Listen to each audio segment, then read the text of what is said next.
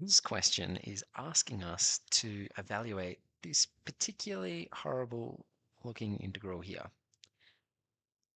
It looks quite difficult. It's a non-calculated question. So I'm going to ask you a question. Let's make it an easier question or example.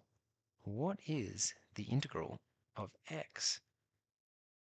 I'll use x here. X minus 3 for dx.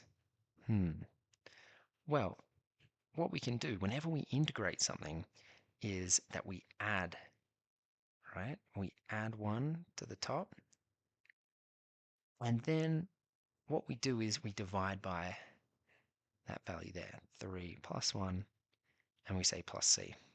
So in this case, what it would be equal to would be x minus 2 divided by minus 2 plus c. So let's go the other way. What happens if we if we differentiate it? And if we differentiate this one, we will go back to the original value. Okay. And that is where the minus 2 comes down. We minus 1 from the top, and we cancel out the bottom bit, and we start off back with that negative 3 business. So the important step is that we are looking at this line here. Okay, we're looking at that line there.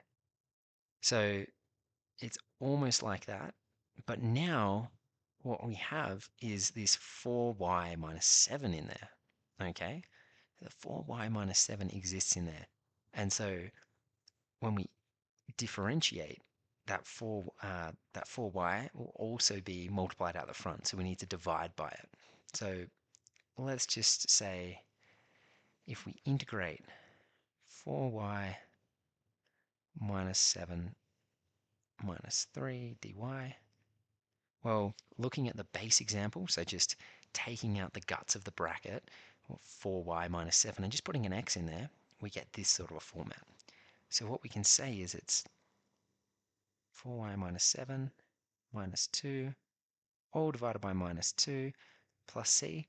But when we differentiate this, right, you're going to see something funky happen, and that 4 is going to get in the way. Okay? That's a bit annoying.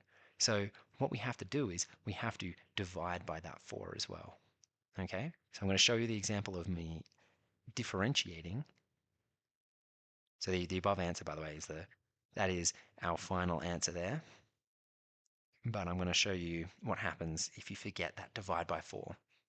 So if we have this 4y minus 7 all to the power of minus 2 divide by minus 2 by 4 dy.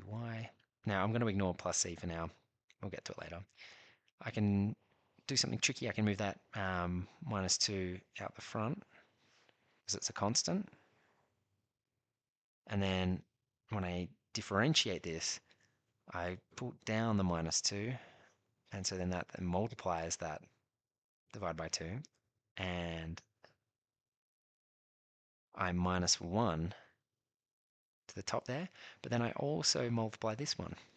And so do you see how it doesn't quite end up looking like the original value, which was this? We've got this divide by, or this times by 4. So that's why we need to have this divide by 4 here. So there you go. That's how to do it. Kind of test it in your head, and then differentiate it again to see what value you're missing.